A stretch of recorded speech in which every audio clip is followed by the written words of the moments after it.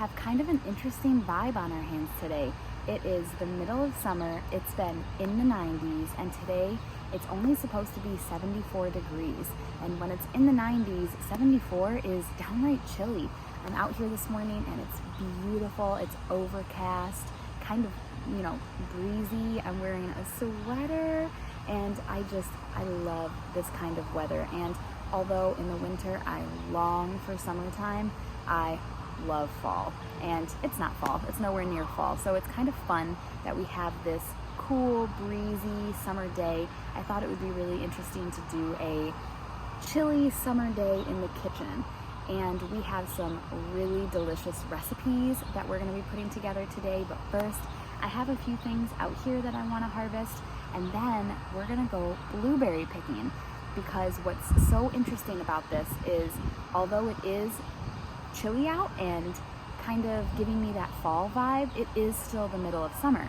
So the recipes today are going to be very warm and comforting, but they're going to be using fruits and vegetables that are in season now in the middle of summer. So let's go ahead and get harvesting, and then let's go blueberry picking.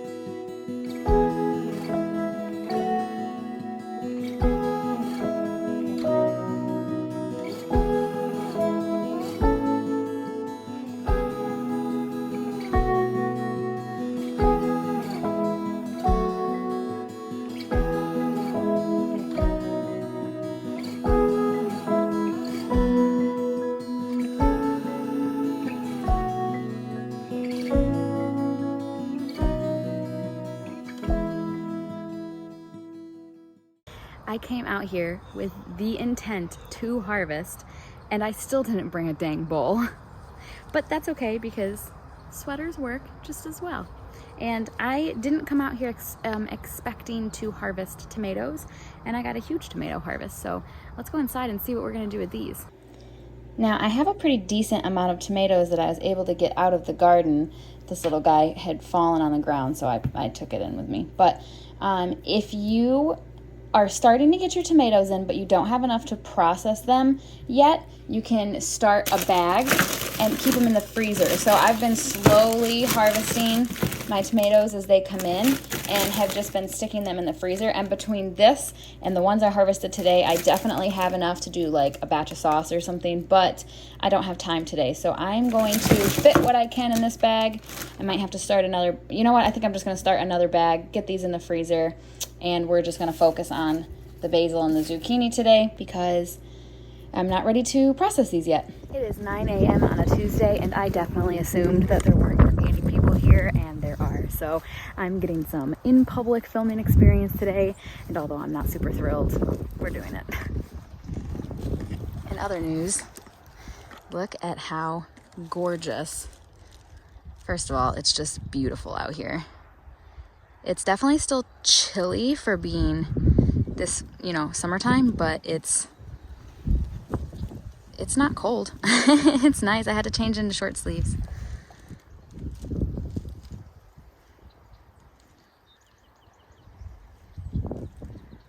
Let's pick some blueberries.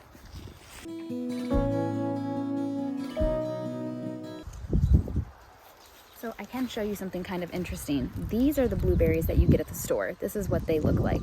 These kind of dark colored, and the light dusting covering that comes on them naturally has almost completely come off. This is beyond ripe. This has hit its peak and is now on the other side of its peak. And this is usually what you get when you go to the grocery store, because those are not fresh berries that you're getting from the store. These are at their peak. They still have this light blue kind of dusty covering on them, and they have not crossed over into this dark color yet.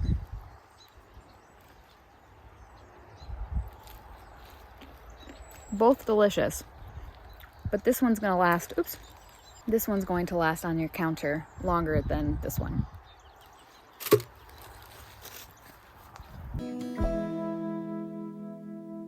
Something else I'd like to talk to you about. It's okay to not do it all. I'm not growing blueberries at this point in my gardening journey. I don't really want to. They're kind of fussy. They are picky about their soil conditions, and whatnot, and I just don't really want to invest the time or the resources that it would take to grow my own blueberries, and that's okay. But I want blueberries, and there are things that I want to do with them and preserve and things like that. And so coming and supporting local and coming to this Uppbeat farm that we have here in our town is completely okay. That's fine. You don't have to do it all. And in fact, it almost is better, I think, to support your community and to support those, who do have the resources to do things like this versus trying to do it all yourself. Summertime is so special.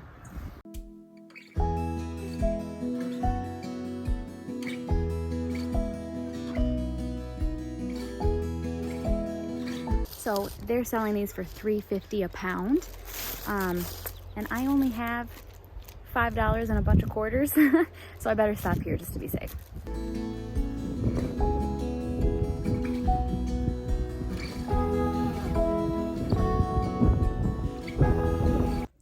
Whew, my hair is crazy.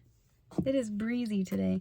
Well, that was only $3.50, so we could have gotten more, but that's okay. I think we have enough to do what we wanted to do. I just wanted a little extra for snacking.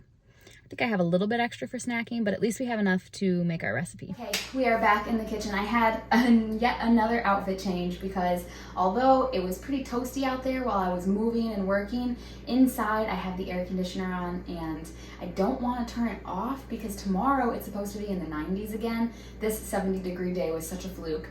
So I'm just kind of dressed cozy inside, and we're gonna go ahead and get started on these recipes. So I have my basil that we picked together. I have my blueberries that we just went picking for. I have a zucchini. So we have 3 really yummy summer yet comforting recipes. We're gonna make a zucchini basil soup, a loaf of cheddar jalapeno bread, and we're gonna make blueberry cookies. And this is really fun because although those are really warm, comforting, kind of almost fallish foods, they're using the produce that's in harvest now in the summertime. So let's go ahead and get started on these recipes. Okay, so the first recipe that we're gonna work on are the blueberry cookies because the dough has to rest in the fridge or the freezer for an hour, preferably longer if you have the time. So we can have that resting while we're working on other things. So I wanted to start with that. We are winging it today with these recipes because I didn't really prepare for this. I'm just kind of doing this on a whim because it sounded nice. And I don't really have all the ingredients that I need, nor was I really prepared for it. So like the butter, for example, this butter I already had out resting. I like to keep butter in my cabinets here, and I have 2 sticks of salted and 1 stick of unsalted, and it's supposed to all be unsalted butter, but this is what I have, and this is what we're gonna use. I'll just omit the salt from the recipe, and hopefully that'll be good enough. This blueberry cookie recipe is coming from a website called Fresh Flavorful, and I'll link it down below for you. However, I'm doubling this recipe because I want to share some of these cookies. So I actually went ahead and wrote it down because when doubling a recipe, especially when I'm filming, I often screw it up. And with us baking, I want it to be right. So I wrote all the measurements and whatnot down for the double recipe so that I wouldn't get confused. So for this recipe, we need sugar, unsalted butter, blueberries, all-purpose flour, and baking powder. And with the blueberries, we were supposed to have 2/3 a cup for the original recipe, so 1 1/3 cup for the doubled recipe.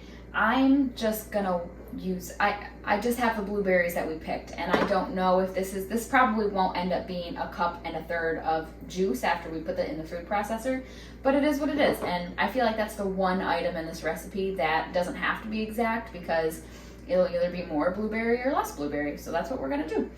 So the first step here is to put the blueberries in the food processor and get those chopped up. I don't think whole blueberries would work really well for this cookie, so I'm gonna puree the heck out of these. Oh my goodness, what a pretty color. Look at that vivid color. That's gonna be so beautiful in these cookies. Okay, wow, that was so frustrating. So I just happened to check to make sure I hit record, and it wasn't recording, but I had hit record. My phone's, I record with my iPhone until I have the money to buy a nice camera. And my iPhone storage was full, and so I had to go into my computer and delete a bunch of photos and things to get room. But now I've got space, enough space to get through this, at least I hope. The only thing that you missed when it stopped recording was I put the butter in the bowl, and I just explained that with the double recipe we need 1 1/3 cups of butter. 1 stick of butter is 1/2 cup, so 2 sticks of butter is 1 cup. And then it has this, I just got this one out of the freezer so I could show you. It's got this really convenient measurement here, and so it shows you that 1/3 cup is 5 1/3 tablespoons here. So I just cut that 1/3 stick here, and I've got everything over here in the bowl now. So that's it, that's all you missed. Now, the next thing we're gonna add to this bowl is 1 1/3 cups of sugar, or 2/3 cup of sugar if you're doing, I'll put all of these measurements in the description below because it's probably gonna get confusing with me just spouting off numbers. So we're gonna put the sugar and the butter together in this bowl. I probably could have gotten out my stand mixer for this, but I don't want, I'm already gonna get my food processor off the counter as soon as I can. I don't like having things on the counter. So I've got my hand mixer here, and we're gonna cream this sugar and butter together. The next thing we're going to do is add the blueberries into this sugar butter mixture. Oh my gosh. Oh, that smells so good. Oh, that took me by surprise.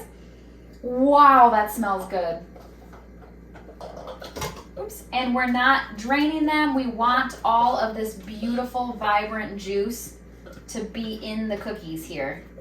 So we're not draining it, and I'm gonna try to get as much of this deliciousness in here as I can. My goodness, this is exciting. I've never made these before. It's a new recipe for me. So the recipe says to whip these on high. So I'm going to attempt to do that, but I don't wanna make a mess because natural fruit juices like this can stain, and I don't want this getting on like my white cabinets or anything. So I'm gonna try to whip it on high, and we'll just see what happens. Okay, I was able to whip it on high. Look at that, look how pretty this batter is. I hope these taste as good as they look because they look beautiful. Okay, the next thing we're gonna do are mix the dry ingredients in a separate bowl. But first, I'm dying to taste this, where we're at with it so far. And we're finished, I think we're finished with this because I'm pretty sure we just gently mix the dry ingredients into the wet ingredients. I want to taste this so bad. I'm so excited. Butter, sugar, and pureed blueberries. Obviously, yes. Obviously, I'm going to edit most of that out, but I just licked these clean. I'm obsessed.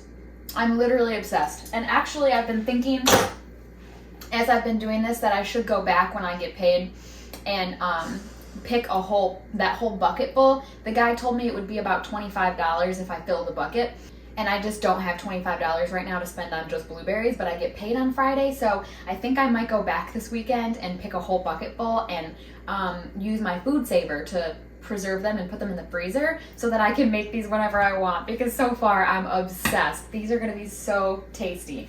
Okay, so that's good to go. So next we have our separate bowl here, and we're gonna add 4 cups of flour.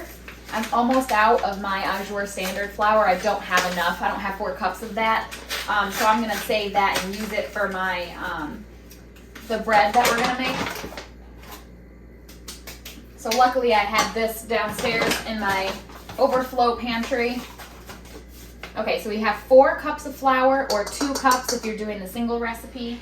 And then we have 2 teaspoons of baking powder, or 1 if you're doing the single recipe. So let's go ahead and get this mixed together here.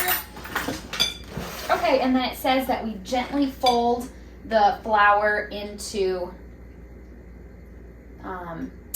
the wet ingredients. But man, there's not a lot of moisture.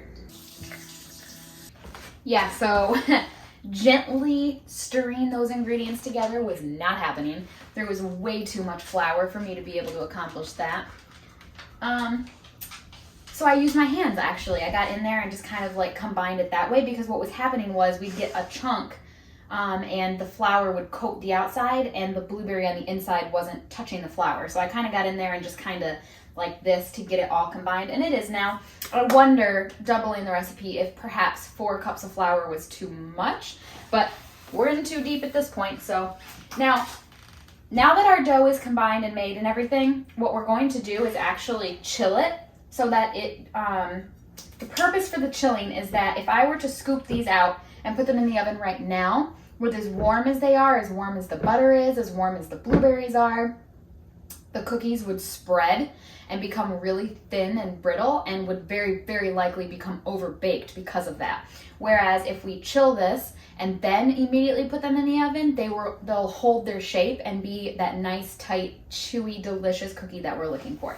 So you can either put it in the fridge or the freezer. Obviously, putting it in the freezer will speed that process up. I have 0 freezer space right now, so I'm gonna stick it in the fridge for probably an hour, maybe a little longer. You'll know, because right now, I mean, look at how absolutely gooey this is. It's gooey.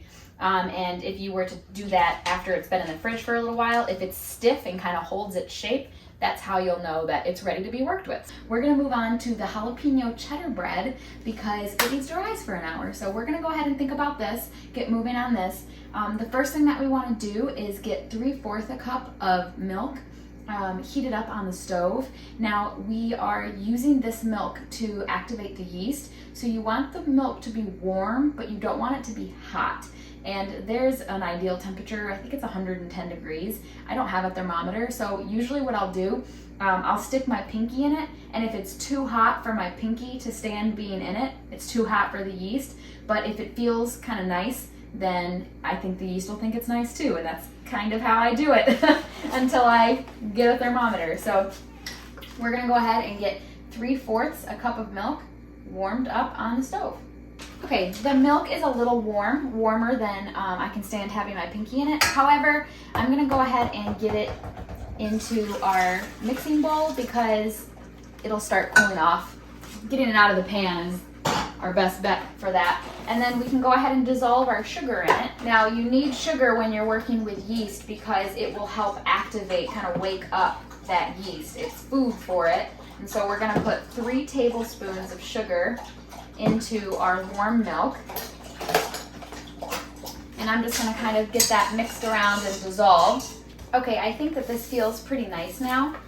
So we're gonna go ahead and add our active dry yeast, and this is non-GMO active dry yeast that I get from Azure. Now you can add 1 packet of active dry yeast if that's what you have, or you can add 2 1/4 teaspoons of active dry yeast if you have a container of it like I do. So I just like to kind of sprinkle it over the top, and I don't mix mine in, I just leave it on top, and it's 2 1/4 teaspoons. All right, so I just want to show you that this is nice and frothy, and this is what it should look like if your yeast successfully activated. Okay, so this is ready for us to work with. Here I have 3 tablespoons of sort of melted butter. It doesn't really have to be super melted, but you don't want it to be frozen or anything. So I've got that in there, and then we're gonna add 2 cups of flour. Ooh, I have just enough flour. 2 cups, and then there's enough in here for me to sprinkle to do my kneading and whatnot. And we have 1 egg. So get all of that in there, and then with your dough hook attachment, you're just gonna start mixing that together. And a soft dough should form. And if it's too sticky, you can add a little bit more flour. So let's see here. All right, let's take a look at this and see if it's sticky. Oh yeah, so if you grab it and pull away and it sticks to you, it's too sticky. And look, I mean, it's falling. Yeah, that's too sticky. Unfortunately, I'm gonna have to sacrifice a little bit more of this flour. I really don't have a lot. This is probably a little over a tablespoon, and I'm gonna try to get it all over this dough so that it's equally incorporated. My fire alarm just went off, but I'm not cooking anything yet. So I'm not really sure what's happening. I looked around to make sure there wasn't actually a fire somewhere, but I don't see anything. So I added some more flour to this, and let's see if it makes it more of the soft dough that we're looking for and not so sticky. It keeps going off. I don't know what's happening. I've checked all the rooms. I checked the basement. I checked the attic. I don't see a fire. I don't know why the fire alarm's going off. And it's not like the battery's low beep. It's like going off like there's a fire. Don't know what's going on. Oh yeah, that's nice. So you'll know it feels really nice and soft, and when you play with it and mess with it, your hands come back clean. So this dough is really good. So I'm gonna remove it from the hook. And even if it is a little bit sticky, because this, like where it was on the hook is a little sticky, that's okay. You can remedy that with the flour that you're gonna put on the counter. So my work surface here is clean, so I'm just going to sprinkle a little bit of flour here, and we're gonna knead this.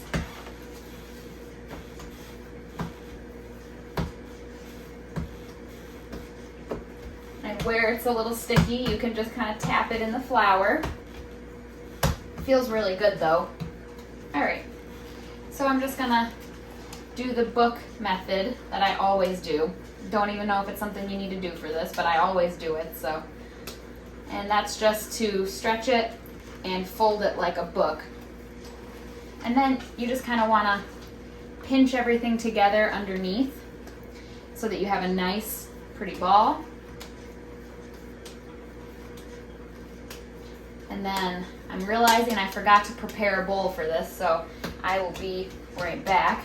All right, so all you do, you take a glass bowl and you put a little olive oil in it, and you want to make sure that the bowl is nice and covered in that olive oil. Take your ball of dough, and you want to make sure that that's covered in the olive oil. And then you take a clean dish towel or some cling wrap or some foil, cover it up. Now, I have my oven preheating right now, and the way my unit is, the stove in the back kind of gets warm when the oven's on. So I'm gonna set this on the back of my stove where it's a nice warm environment, and gonna let this rise for an hour. Okay, this zucchini basil soup, this is an interesting situation. I've never made this before. This is new for me. I looked up a few different recipes online, and I wasn't super thrilled with any of them. So I'm kind of just taking the base of a few different recipes and making it more interesting. The thing that I'm concerned with is I think it's gonna be incredibly plain. I don't think it's gonna really have any flavor, so I'm doing what I can to have that not be true. So I'm also really pushing it here with ingredients. Thankfully, I have been really stocking some stuff up in my freezer, so I think I'm gonna be able to make it happen just because of some things that I have stored in the freezer, and that's really exciting for me. That means that I'm doing a good job putting up food. If I'm able to just wing a recipe with stuff that I have in my freezer, that's awesome. So here we have a couple cloves of minced chopped garlic. I have a jalapeno, just one that I chopped, and I kept all the seeds, all the insides, everything. Here's my zucchini, and I'm just kind of chopping this up into chunks. We've got our basil over here. I have a bunch of the recipes I saw called for potato, and I can understand why they would. That would definitely give the soup kind of a thickness. I don't have a potato, and I didn't think about that ahead of time to go get one. However, I did have some potatoes back in March, it looks like, and I sliced them with my mandolin slicer to make scalloped potatoes, and I think if I remember correctly, I had some extra that I didn't want to throw away, so I threw them in the freezer. These are just sliced potatoes, and I'm gonna use this, and I think that'll work out fine. It also, all the recipes consistently had vegetable broth as a base, and I don't have any vegetable broth. I have a lot of chicken broth, and I don't know if chicken broth would go well in this, but thankfully, and I've talked about this in a previous video, when I have extra stock, I don't like it to just go to waste in the fridge, and I eventually throw it out. So I've been putting leftover stock in ice cube trays and then freezing the ice cubes. So I have a whole bag of frozen vegetable stock in the freezer. So I'm just gonna use, I don't know, 5 or 6 cubes will probably do it. So that was really exciting. I was like, look at me, I've got potato and vegetable stock in the freezer so that I can make this recipe properly the way that I would want to. that's really exciting. Okay, so over here I've got my bread rising for the jalapeno cheddar bread, and we're just going to put a splash of olive oil in a pot, and I'm definitely gonna try and have this be a one pot situation. I don't want to have more dishes than I need to, so we're gonna get that warming up on medium heat. Okay, that olive oil is nice and hot. My pot is smoking here, so we're gonna go ahead and get that jalapeno in there, and we're gonna go ahead and get that garlic in here. Get this sauteing. Turn my heat down a little bit. I also want to throw in some pepper, and we're gonna throw in some of this potato, and we're just gonna let this kind of warm up. Putting the cold potato into the pan cooled everything down. So we're gonna let this come up to temperature together. And I just want it to kind of simmer and soften a little bit. While that is on the stove over there, we're gonna go ahead and juice this lemon. And I've got this handy dandy juicer. I'll link it down in the description. I love this thing. I like it because it has a catch for all of the seeds and stuff, and it has this really convenient pour spout. And we're gonna add the juice of 1 lemon into what is simmering on the stove right now. All right, so that's probably 2 tablespoons of lemon juice, and we're gonna add this to the stove. Just gonna pour this in here. All right, give that a stir.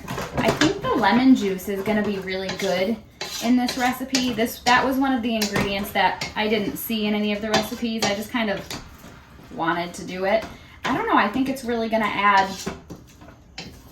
a little acidity to it, you know, because zucchini and basil both are pretty non-acidic. So I think that will be nice. And then we're gonna go ahead and add in some of those vegetable stock ice cubes.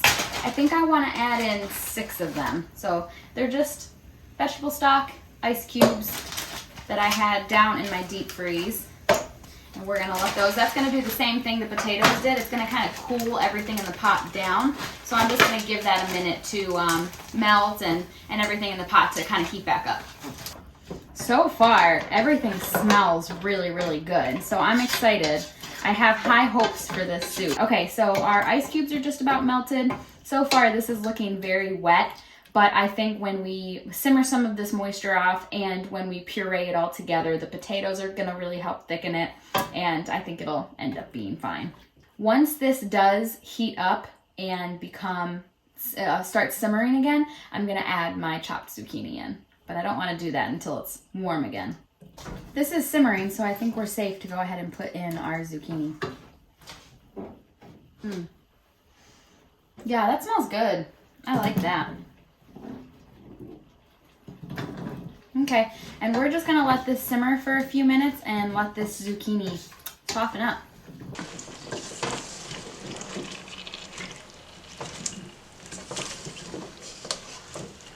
While this is simmering away, I'm gonna go ahead and get some Parmesan cheese grated. I'm not going very heavy on the cheese, but I definitely want a little bit of cheese. And I'm also gonna add just a splash of half and half. Normally I do heavy cream. I don't have any heavy cream, but I have half and half. So I'm just gonna do a splash because I don't want this. This isn't a cream-based soup, but I can't resist. I literally just can't even resist. So I'm gonna put in just a splash, I think. But we'll see. And let's get this all mixed together and see how it's looking. And the zucchinis are not quite soft enough yet. I'm trying to see if I can they're not easily breaking when I push on them with my wooden spoon. So I'd say that they need to simmer a bit longer yet. This is definitely a total Frankenstein soup. I'm really excited. I hope it turns out good. I'm not so sure. I'm gonna be honest with you, I'm not convinced. I think I know something else that I wanna add to this. Right here. I have a bag of frozen chopped onions from May that I've been slowly working my way through. And I think I'm gonna add some onion to this. So I think that this is just about ready. One thing I wish I would have done, I wish I would have grated the zucchini instead of chopping it. All the recipes that I was seeing online said, 2 cups chopped zucchini or whatever. And so I did chop it, but I thought to myself while I was chopping it, I should really grate this. It would make it a lot easier this would have had to have simmered a lot less of time. And even still, even as I'm saying that we're almost ready, some of these are still really hard. I wish I would have grated it. It would have made the whole thing a lot easier. So follow your instincts in the kitchens, friends. If your gut's telling you to do something, do it. But it's not that big of a deal. It'll all be all right. So now that this is just about ready, I'm gonna go ahead and add my basil.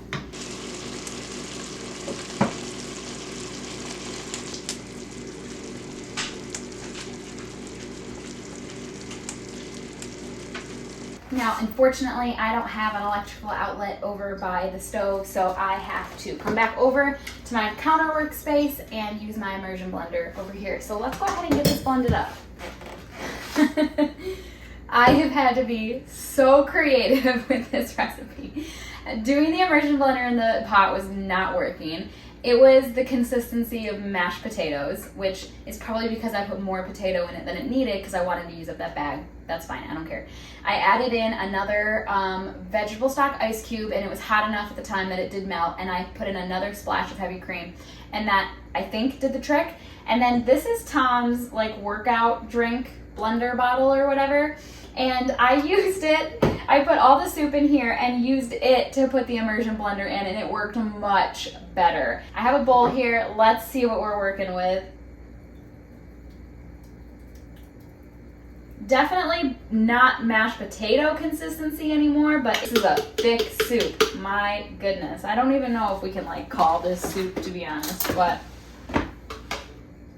so all the recipes that I saw online, it was this like really pleasant green color, and I'm not convinced. They added some food coloring. I don't know how they got it to be such a pretty green color. This definitely has like a green tint to it for sure. Let me see if I'll be able to show you. Like it definitely, oh, let's see. It definitely is green-ish, but it's not like a pretty green.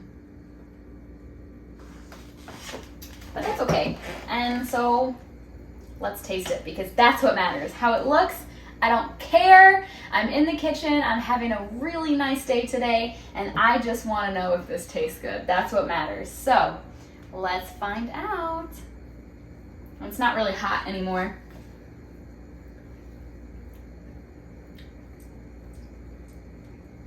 Oh, spicy! I didn't think the jalapeno was gonna make it that spicy. Okay. Not in love with the texture. I'm not a baby when it comes to texture. I know a lot of people are sensitive to textures. Tom is really sensitive to texture. There's no way I'm gonna get him to eat this. It's really spicy, and the texture is very, very gritty. But the flavor is spectacular. I can taste the basil, I can taste the lemon juice, I can certainly taste the jalapeno, I can taste the zucchini, I can feel the potato more than taste the potato. But all in all, this is really, really flavorful, which is funny because that's the exact opposite of what everybody was saying about the other recipes. So we did a good job doctoring it up and making it super flavorful. The texture is not great. That could be remedied by just having a really great blender. I don't have a blender. It's on my list of things to purchase for the homestead, but if I had like one of those Ninja blenders or something, this would be pureed a lot better. So, you know, if you want to try to make this and you have a good blender, don't even worry about the texture. But I can push through the texture. It doesn't bother me, but the flavor is amazing. All right. This was a really fun experience. So here is our zucchini basil soup. Let's go ahead and take a look at this bread that's been rising on the stove while we made this.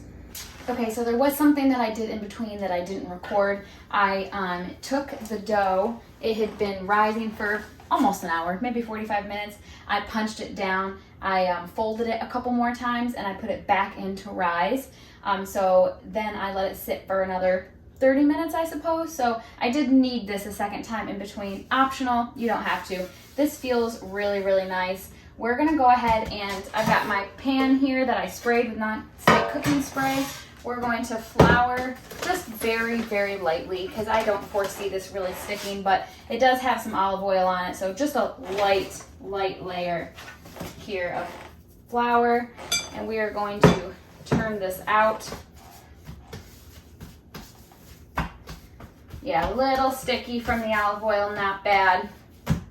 And then so this is just me. I'm going to, this recipe, by the way, is kind of a combination of a few different recipes that I saw online. And so this is how I'm gonna do it. I've got my jalapenos here. I'm gonna throw them in here. So I'm kind of gonna just, I don't know, get this in the dough as best I can. It's not gonna be perfect, but I'm gonna try and get it kind of incorporated in here. And I don't know if this is gonna work, I'm being honest with you. I'm just kind of feeling it out and seeing how it goes. But I kind of want the jalapenos throughout the bread, so I'm gonna see if I can make that happen. I'm going to kind of pull it out. Might need let me see if I can use my rolling pin. I'm gonna kind of just roll it out into a somewhat rectangular shape.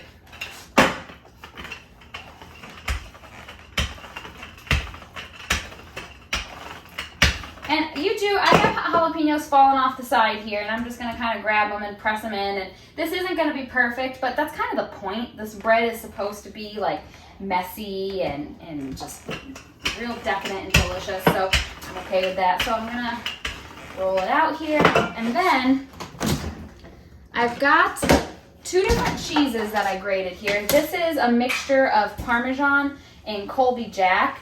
The recipes that I were looking at all specified cheddar, and jalapeno cheddar is obviously a common combination, but just use whatever cheese you have. I don't have any cheddar cheese, so I used Colby Jack and Parmesan, and I think that's gonna be freaking delicious.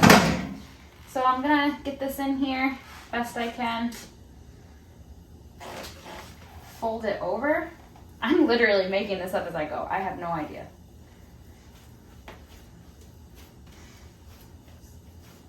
And I'm just gonna kind of knead that together a little bit, I guess. And then I think I'll try to roll this out again, see how that goes.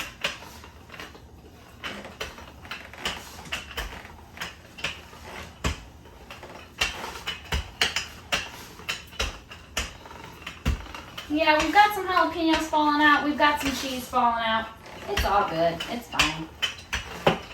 All right, so now what I'm gonna do, I've got this kind of rectangular. It's longer than it is wide.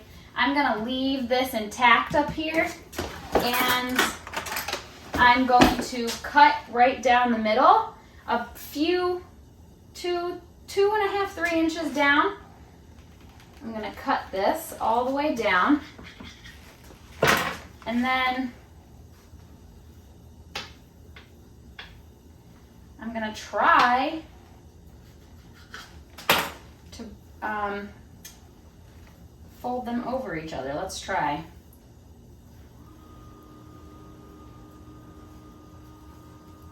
Oh, this is messy. Okay, so I wasn't able to do it very many times, but a couple. And then I've got my pan here. So this is the twist that we ended up with. And I'm gonna put it in my pan. And I'm gonna just kind of shove all of this wherever I can, everything that fell out of it. And then I'm going to put this back on the back of my stove there where it's nice and warm, covered up with my towel. And I'm gonna let it rise again, not very long, 15 minutes maybe, before we get this put in the oven. Okay, I let this rise for like 15 minutes. Now, we did a lot of rise time with this, and that's because I personally, if I have the time, I want to let my bread rise for as long as possible. This has risen for almost 2 hours, between the first 45 minutes, the 30 minutes after that, and then these 15 minutes. It's like an hour and a half-ish, because that gives the yeast time to do what it does, which it eats the sugar and creates bubbles in the bread, and that gives you like a real soft, airy loaf of bread, which I really enjoy. And you don't have to let it rise as long as I did, but like I said, I like to do it because it just gives you a better overall end product, and I had the time today to do it. If you don't and you're short on time, same for me. If I'm really busy and I just don't have the time, I don't let it rise as long. I mean, it's still a delicious loaf of bread, but I just wanted to explain to you kind of why I was doing that. So this is good to go. I'm gonna go ahead and put this in my 350-degree preheated oven for anywhere from 45 minutes to an hour. I'm gonna check it at 45 minutes and see what we're working with. It might need a little longer. Okay, we've got the bread baking in the oven. This has been chilling in the fridge for a while. So now what we're gonna do is, I've got a cookie sheet here. I did not spray it because I'm afraid if I do, it will encourage the cookies to kind of spread, and we don't want that. And I may come to regret this, we'll find out. So I'm just going to kind of take and shape rough balls. I'm not gonna try and make them perfect or anything because I want them to be kind of, I don't know, rustic looking, I guess. And I'm just gonna place them on my cookie sheet. I was just about to throw these in the oven. I almost forgot. You want to get a plate with some granulated sugar on it, and this is optional. You don't have to if you want to cut back on the sugar. But with this being the first time I'm making them, I want to do it the way the recipe says. Just gently roll each little cookie around in the granulated sugar, and it gives it a nice, sweet outside to the cookie. Ta-da! This smells amazing. It is a little brown on top here because this was cheese, and so obviously with this being in as long as it was, this cheese is a little well done, but that's okay. The only other thing I did was I did take a stick of butter and kind of run it along the top while it was hot, and that gave it this really nice glaze. Look, let me bring it closer so that you can see. So there it is.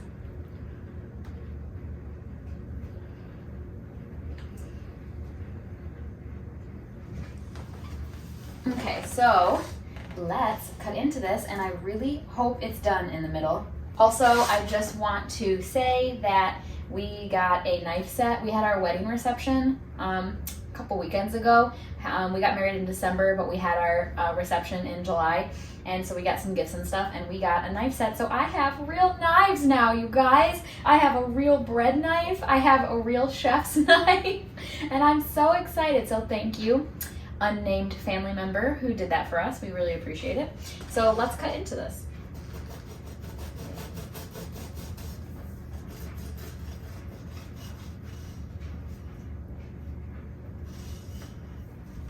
You get a shot of this.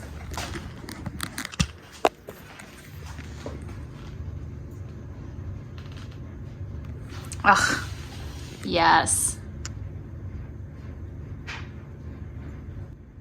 Okay, that looks delicious. So we've got some really nice gooey cheese in here. We've got those jalapenos, which by the way, I'm currently smelling this and it smells spicy.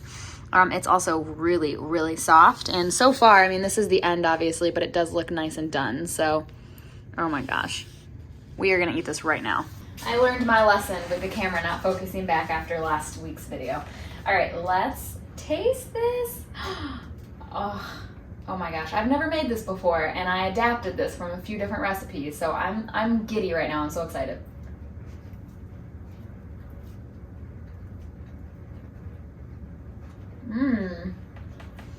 Ooh, that's a spicy boy. Oh my goodness. Wow. That has got a kick to it. This is gonna pair so well with that zucchini basil soup.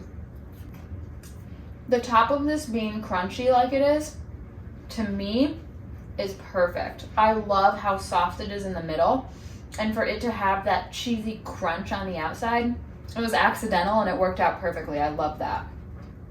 I'm having such a nice time on this chilly summer day in the kitchen. We've got those blueberry cookies finishing up in the oven right now.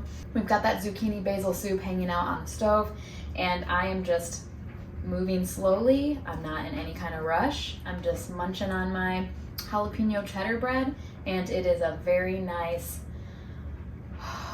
relaxing day because I'm a very stressed out person, like my baseline is anxious. So I've been really trying to be more intentional lately about slowing down, taking a deep breath, doing things that bring me joy. And that was kind of the premise behind this video, was just coming up with an idea so that I could still put out a good video and do something instructional and fun and give you guys some great recipes, but something that's gonna help me to just slow down. So this wasn't food preservation based.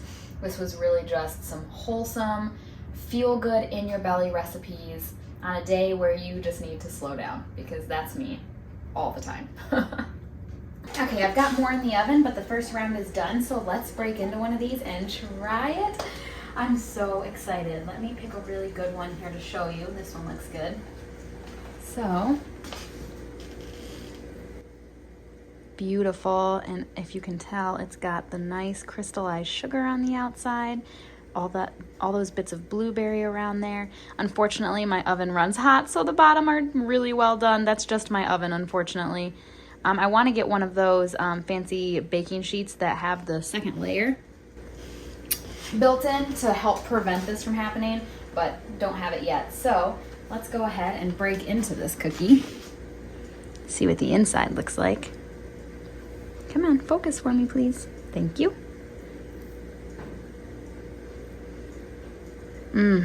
Oh my gosh, that looks beautiful.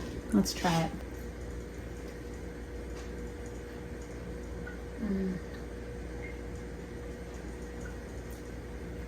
That blueberry flavor really comes out strong. I'm glad I rolled the outside of it in the sugar. It's a really nice touch.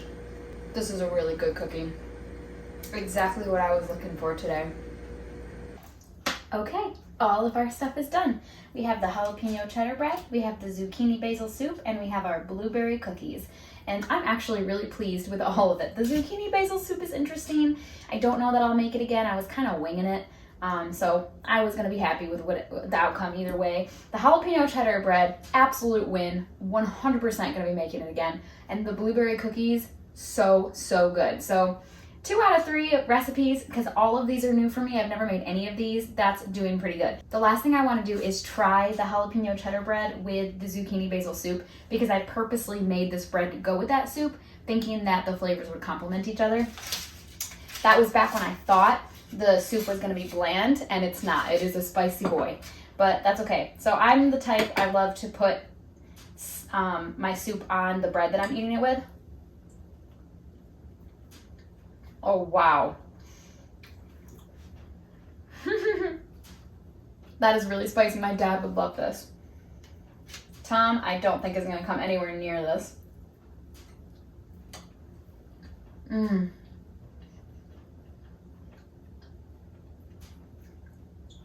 I hit the nail on the head with these recipes today. With it being chilly outside, I really did want that cozy comfort food kind of feel using the produce that's in season right now, and I couldn't have picked better recipes. This is absolutely perfect. That food is so warm and feels so good in my tummy, but I got some of this out of my garden. I went berry picking today. This was just absolutely perfect. I'm so thrilled with these recipes. Again, I think I would like the soup more if I were to have put it like in a blender or something. So maybe next time I'll do that. I'll put it in my food processor. But other than the texture being a little funny, the flavor's really good and it's a really healthy soup. So maybe I will make it again. Well, you guys, thank you so much for hanging out with me on this chilly summer day. I hope that these recipes intrigued you, and I hope that you give them a chance because they're winners. If you enjoyed watching this video, please give it a thumbs up. If you want to see more content like this in the future, please consider subscribing. Thank you so much for stopping by and hanging out with me today, and I hope you have an awesome day. Bye.